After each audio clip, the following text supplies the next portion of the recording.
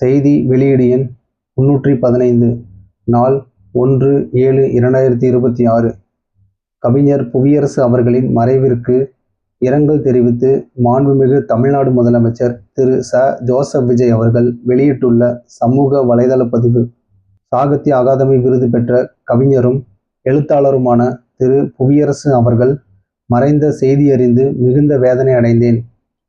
சமூக பொறுப்பை வலியுறுத்துகின்ற கவிதைகளாலும் உலக இலக்கிய செல்வங்களை தமிழுக்கு கொண்டு வந்த மொழிபெயர்ப்புகளாலும் தனி முத்திரை பதித்தவர் கவிஞர் புவியரசு அவர்கள். கையொப்பம் என்ற கவிதை தொகுப்பிற்காக தமிழுக்கான சாகித்ய அகாதமி விருது, புரட்சிகாரன் என்ற மொழிபெயர்ப்புக்கான சாகித்ய அகாதமி விருது உள்ளிட்ட பல்வேறு விருதுகளையும் பெற்றுள்ளார். கவிஞர் புவியரசு அவர்களின் மறைவு தமிழ் இலக்கிய உலகிற்கு ஈடு செய்ய முடியாத பேரிழப்பாகும். அவரது மறைவால் வாடும் குடும்பத்தினர், உறவினர்கள், நண்பர்கள் மற்றும் தமிழ் இலக்கிய உலகை சேர்ந்த அனைவருக்கும் எனது ஆழ்ந்த இரங்கலையும் ஆறுதலையும் தெரிவித்துக் கொள்கிறேன்.